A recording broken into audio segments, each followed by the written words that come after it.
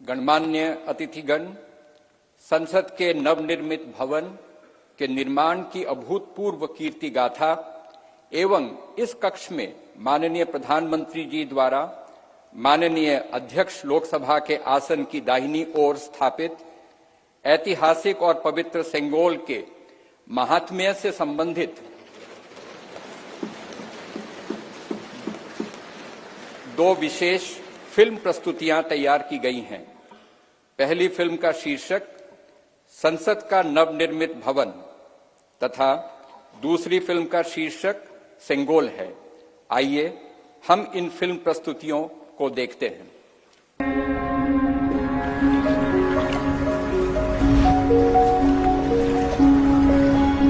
भारत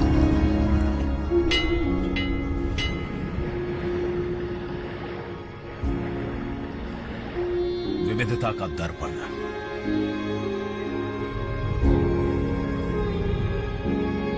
एकता की मूरत और लोकतंत्र की जननी।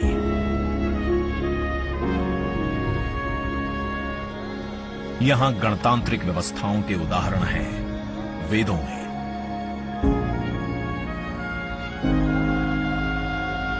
वैशाली की गण परिषद के उत्कोचों में, आचार्य चाणक्य के अर्थशास्त्र में, उत्तरा मेरूर के शिलालेखों में वर्णित चोल साम्राज्य की पंचायत व्यवस्था में, उनकी गणम और वार्यम व्यवस्था में,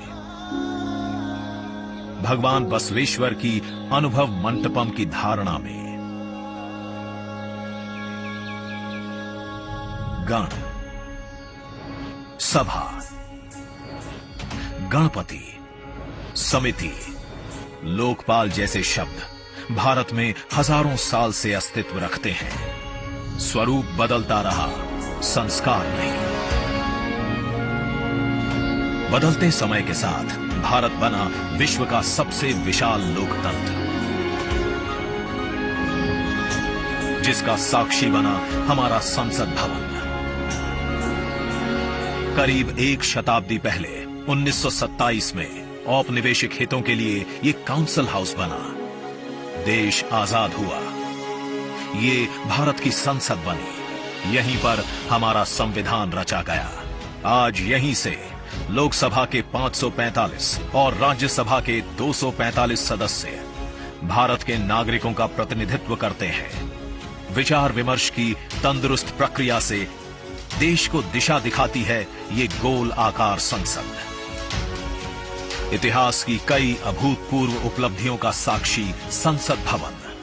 समय के साथ यहां पर्याप्त जगह और सुविधाओं का अभाव होने लगा था। आधुनिक तकनीक का क्रियान्वयन चुनौतीपूर्ण हो रहा था। ऐसे में विगत कई दशकों से कई सरकारों ने नए भवन की आवश्यकता को महसूस किया, पर इसे साकार करने का साहस किया गया माननीय प्रधानमंत्री नरेंद्र मोदी के नेतृत्व में। और 10 दिसंबर 2020 को संसद के नवनिर्मित भवन की आधारशिला रखी गई। 2.5 वर्ष से भी कम समय में 65,000 वर्ग मीटर में फैले इस भवन का लगभग 60,000 श्रमवीरों द्वारा 23 लाख मानव दिवस से भी अधिक सृजित रोजगार से निर्माण कार्य पूरा किया गया, जो अपने आप में कीर्तिमान है। भारतीयों द्वारा भारतीयता के विचार से ओतप्रोत भारत के संसद भवन के निर्माण का शुभारंभ हमारी लोकतांत्रिक परंपराओं के सबसे अहम पड़ाव में से एक है। नए भारत के हर नागरिक की आकांक्षाओं और उज्जवल भविष्य को समर्पित संसद के नए भवन का निर्माण मौजूदा संसद भवन के प्रांगण में ही किया गया है। अश्व और गज यानी थल को प्रणाम।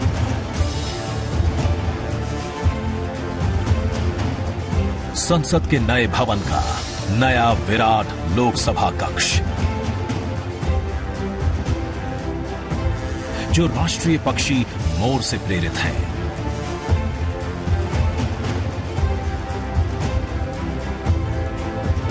इसका आकार मौजूदा लोकसभा से लगभग 2 गुना बड़ा है।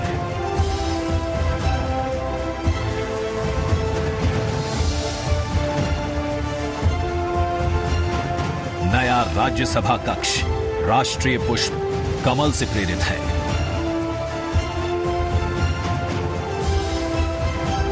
जिसका आकार भी मौजूदा राज्यसभा कक्ष से लगभग 1.5 गुना बड़ा है। ये भवन देश की जनता को समर्पित है।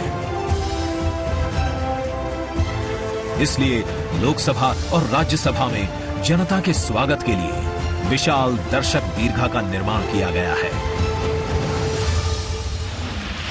अत्याधुनिक डिजिटल उपकरण दोनों सदनों की सुविधाओं को नया आयाम देते हैं। यहां सदन की कार्यवाही को विभिन्न भाषाओं में सुना और पढ़ा जा सकता है। सदस्यों के लिए बायोमेट्रिक की सुविधा है। वोटिंग के परिणाम और सदन की कार्यवाही के प्रसारण के लिए विशाल multimedia display, automatic camera control और कमांड सेंटर का भी निर्माण किया गया है। ये नया स्मार्ट भवन पूरी तरह से पेपरलेस है। इस भवन के एक भाग में लोकसभा है, दूसरे में राज्यसभा। और इस भवन का केंद्र समर्पित है हर भारतीय को, जिनके लिए सेंट्रल फॉयर में बना है संविधान कक्ष, जहां वे भारत में लोकतंत्र के अतीत से वर्तमान की यात्रा का अनुभव कर सकते हैं। यहीं भारत के संविधान की डिजिटल प्रतिरूपी भी रखी गई है। इसी सेंट्रल फॉयर में ऊपर की त्रिकोणीय छत से सूर्य की किरणें ब्रह्मांड का भ्रमण करते हुए पेंडुलम क्लॉक पर गिरती हैं। ये किरणें बरगद के पेड़ को नहलाती हैं और सदस्यों के लिए निर्मित कक्ष, पुस्तकालय, भोजन कक्ष में फैल जाती हैं। आत्मनिर्भर भारत के प्रतीक इस भवन के निर्माण में भारत के हर भाग ने अपनी भागीदारी निभाई है। कहीं महाराष्ट्र की सागौन की लकड़ी सजी है, उन्हीं से दोनों सदन में अशोक चक्र भी बना है। कहीं राजस्थान का शानदार स्टोन वर्क, कहीं उत्तर प्रदेश की कालीन बिछी है, कहीं त्रिपुरा की बैम्बू वुड फ्लोरिंग, वहीं सफेद मार्बल गुजरात से आया है। एक भारत श्रेष्ठ भारत की भावना से प्रेरित सभी वर्गों, प्रांतों ने मिलकर बनाया है ये भवन। ये भवन इको फ्रेंडली होने के साथ साथ भूकंप रोधक भी है। 1700 से अधिक दरवाजे, खिड़कियां हैं। 3.5 किलोमीटर लंबे बिल्डिंग कॉरिडोर्स हैं। ये भवन विकास और विरासत का अद्भुत संगम है। एक तरफ यहां सुरक्षा और सुविधा के लिए स्मार्ट फीचर्स और स्मार्ट एक्सेस की व्यवस्था है, वहीं भारत की प्राचीन कलाओं का अद्भुत एकीकरण भी है। तो नया भवन आत्मनिर्भर भारत के निर्माण का गवाह बनेगा। पुराने संसद भवन में देश की आवश्यकताओं की पूर्ति के लिए काम हुआ, तो नए भवन में 21वीं सदी के भारत की आकांक्षाएं पूरी की जाएगी। नए भारत के आत्मविश्वास को बढ़ाता, विकसित भारत के संकल्प को गति देता, ये है हम भारतीयों का संसद भवन।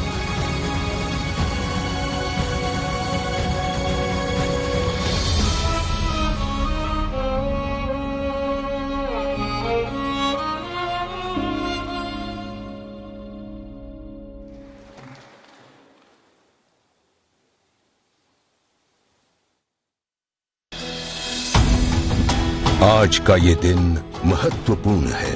माननीय प्रधानमंत्री श्री नरेंद्र मोदी ने एक नया इतिहास रचा है। पूर्व की कई सरकारों ने नए संसद भवन की आवश्यकता पर चर्चा की थी।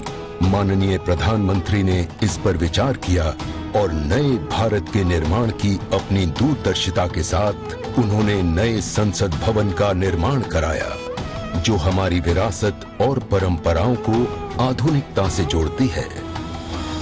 साथियों, नए संसद भवन का निर्माण नूतन और पुरातन के सह अस्तित्व का उदाहरण है। ये नई संरचना लगभग 59,000 श्रम वीरों के योगदान से बनाई गई है।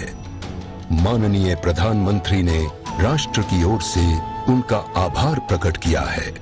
75 वर्ष पहले की स्वतंत्रता की भावना को पुनर्जीवित करते हुए माननीय प्रधानमंत्री ने आज तमिलनाडु के अधीनमों से सेंगोल को स्वीकार किया है। सेंगोल राष्ट्र के लिए न्यायपूर्ण और निष्पक्ष शासन का स्मरण कराता है। सेंगोल तमिल शब्द सेम्मई से लिया गया है, जिसका अर्थ है नीति परायणता। इसके शीर्ष पर न्याय के प्रतीक पवित्र नंदी अपनी अचल दृष्टि में विराजित हैं। ये वही सेंगोल है जिसे श्री जवाहरलाल नेहरू ने 14 अगस्त 1947 की रात को थिरुवावडथुरई आदीनम से एक अनुष्ठान के माध्यम से स्वीकार किया था, जिसका आयोजन भारतीय सभ्यता के अनुसार किया गया था। उसके बाद इस पवित्र सेंगोल को यथोचित सम्मान और स्थान न मिल सका, जो मिलना चाहिए था। कहानी मुड़ती है तमिलनाडु के कांचीपुरम की ओर, जहां पूजनीय कांची मठ का आसन है। 15 अगस्त 1978 मठ के 68वें प्रमुख परम पावन श्री चंद्रशेखरेंद्र सरस्वती स्वामीगढ़, जो महापेरियवा अर्थात प्रबुद्ध ज्येष्ठ के रूप में जाने जाते हैं, वे सेंगोल वृतांत को स्मरण करते हुए अपने अनुयायी डॉक्टर आर सुब्रमण्यम से इसका वर्णन करते हैं, जिसे उन्होंने अपनी किताब में स्थान दिया है। महापेरियवा ने बताया कि स्वतंत्रता दिवस के अवसर पर सेंगोल ने एक महत्वपूर्ण भूमिका निभाई थी। हमारे इतिहास की किताबों में यह तथ्य अवश्य होना चाहिए था, लेकिन गत कई वर्षों में कहीं भी इसका उल्लेख नहीं किया गया है। एक बार इस अद्भुत संस्मरण के सार्वजनिक होने पर तमिल मीडिया व प्रकाशनों ने इसे अपने संपादनों और वेबसाइटों में वरीयता दी। माननीय प्रधानमंत्री एक परंपरागत प्रतीक की खोज में थे। तत्पश्चात सेंगोल ने उनका ध्यान आकर्षण किया। उन्होंने इसकी जांच करवाई, जिसका प्रमाण मीडिया विश्लेषणों और पुस्तकों में मिला। आखिरकार सेंगोल की खोज पूरी हुई। यह ऐतिहासिक सेंगोल इलाहाबाद संग्रहालय में मिला। ये चोला साम्राज्य से चली आ रही हमारी भारतीय सभ्यतागत प्रथा है। चोला सदियों तक हमारे उपमहाद्वीप के अग्रणी साम्राज्यों में से एक थे। सबसे महत्वपूर्ण बात यह कि सेंगोल के प्राप्तकर्ता के पास न्यायपूर्ण और निष्पक्ष रूप से शासन करने का आदेश होता है, जिसे तमिल में आणई कहा जाता है। इस विचार से माननीय प्रधानमंत्री प्रभावित हुए। उनके अनुसार जनता के लिए चुने गए लोगों को इस आदेश को कभी नहीं भूलना चाहिए। उन्होंने यह निश्चय किया कि इस अद्वितीय प्रतीक को अमृतकाल के प्रतिबिंब के रूप में अपनाया जाना चाहिए, ताकि राष्ट्र अनंत संभावनाओं से परिपूर्ण रहे। सेंगोल को आज सुबह संसद में उसके सुयोग्य स्थान पर स्थापित किया गया। यह सभी के लिए भारत सरकार के न्यायपूर्ण और निष्पक्ष शासन के अटूट संकल्प का स्मरण कराता है। इस दृढ़ता के साथ भारत विश्व गुरु के रूप में अपना यथोचित स्थान ग्रहण करने की ओर बढ़ रहा है।